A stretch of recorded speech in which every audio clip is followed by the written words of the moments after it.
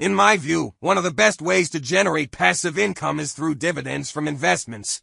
While there are other methods like real estate, writing books, or blogging, dividends require much less effort to maintain. Owning rental properties, for example, involves managing the building, finding and dealing with tenants, and sometimes having to evict them.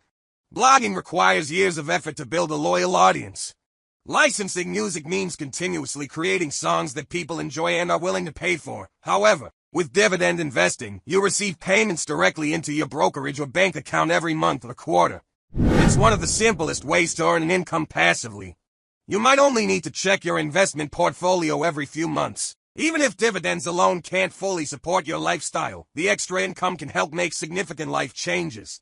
It might allow you to switch from a job you dislike to one you love, reduce your work hours to part-time, or spend more time with family and friends or on other personal interests.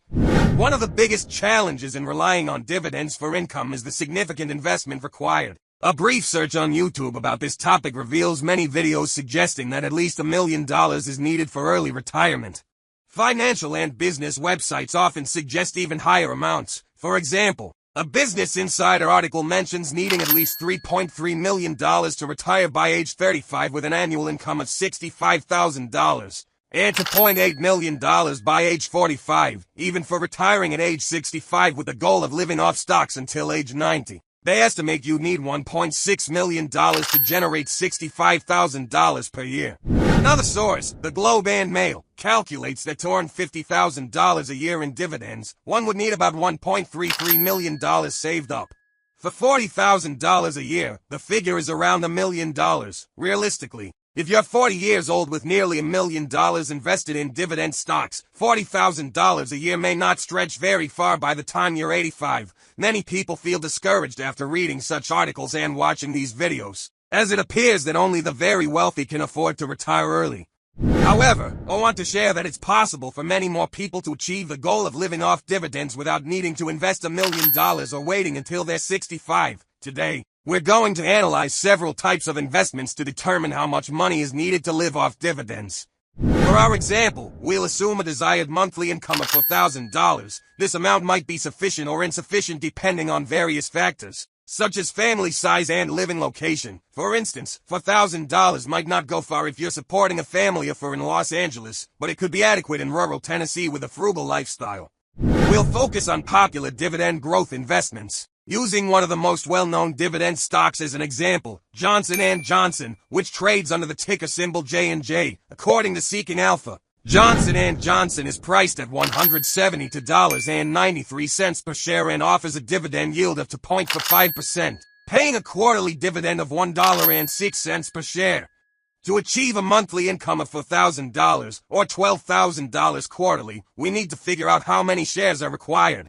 By dividing $12,000 by the quarterly dividend of $1.06 per share, we calculate that 11,320 shares are needed. With the current share price, this equates to an investment of approximately $1,957,567.60 to generate $4,000 a month solely from dividends. Most viewers likely don't have $1.95 million or the means to save this much within a lifetime. You might think that following a dividend growth strategy with consistent investments in Johnson & Johnson J&J could eventually allow you to live off your investments. Although you don't need to invest $1.95 million upfront, you would need to invest a substantial amount each month and wait for 20 to 30 years or more for your investments to appreciate. While this approach can build a substantial nest egg, it has significant drawbacks. The primary issue is the waiting period required, especially since J&J currently only yields 2.45%. It could take a very long time to accumulate enough dividends to live on. During this period, many people lose motivation due to the lengthy process, often spanning most of their working lives. This method of investing isn't inherently bad. If you start young and stay the course, you could amass a significant amount of money. However, if your goal is to retire early and live off dividends, this might not be the best strategy due to the time and investment required. For those looking to accelerate this process, considering investments with higher yields could be the next logical step. Today, let's look at another popular investment option, realty income. With the ticker symbol O, this company is a real estate investment trust REIT that owns income-producing real estate and is legally required to distribute 90% of its earnings back to shareholders as dividends. It currently offers a yield of 3.95% and pays monthly dividends, which is relatively high compared to consumer staple stocks like Coca-Cola or Procter & Gamble. As of now, Realty Income pays a monthly dividend of $0.355 per share. The company has a strong track record, having increased its dividend for 95 consecutive quarters, making it one of the safest REITs available. To earn $4,000 monthly from Realty Income, you would need approximately 16,985 shares. At the current price of $71.55 per share, this totals around $1,215,276.75, an amount still out of reach for many, but less than the $1.95 million required for Johnson & Johnson. Let's also consider Altria, ticker symbol MO, which manufactures and sells tobacco, vape products, and alcohol. Altria offers a high dividend yield of 7.27% and pays 90 cents per share quarterly. To make $4,000 a month, you would need about 13,334 shares, costing around $660,433.02 at the current price of $49.53 per share. This is more achievable for many if they reinvest dividends and commit to regular investing.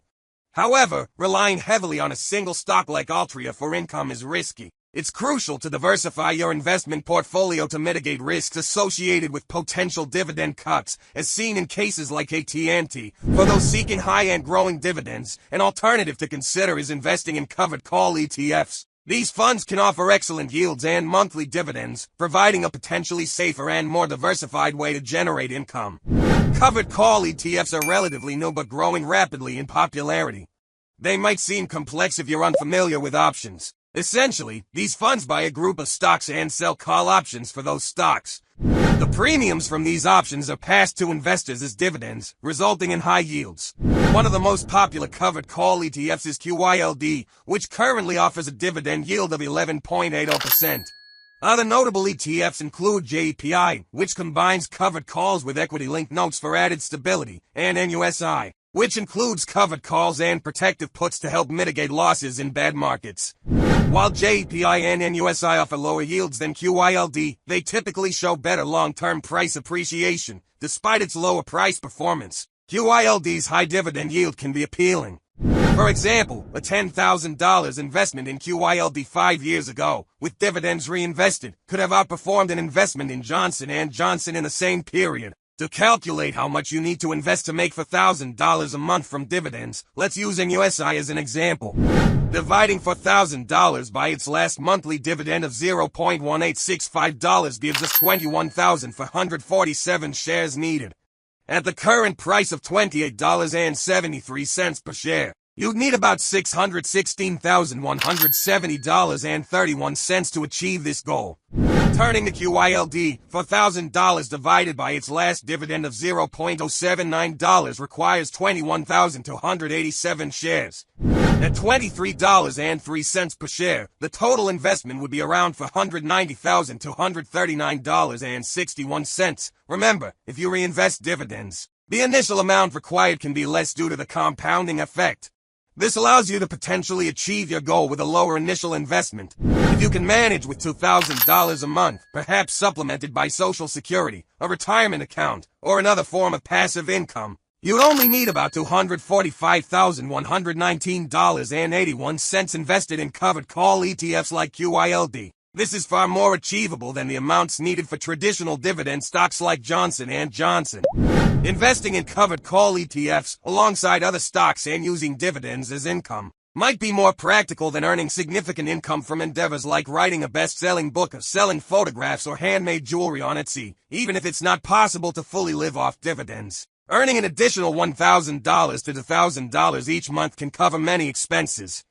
These ETFs offer the potential for high monthly dividends, which can be a game changer for those seeking financial freedom earlier in life. For more insights, you can check out the subreddit QYLD Gang, a community of thousands of investors focusing on these ETFs for earlier financial independence. While investing in these is slightly riskier than in consumer staples and might lead to higher taxes, the benefits can outweigh the risks, provided you maintain a diversified portfolio. Remember, whether you pursue dividend investing for growth or income, the key is to start investing as soon as possible. The earlier you start, The sooner you'll build a substantial nest egg. Thank you for watching today's video. If you found this helpful, please like and subscribe for more content on dividend investing strategies. Your support lets me know there's a significant audience interested in this content, and I'll continue to provide it. Thanks again, and I'll see you next time. Take care.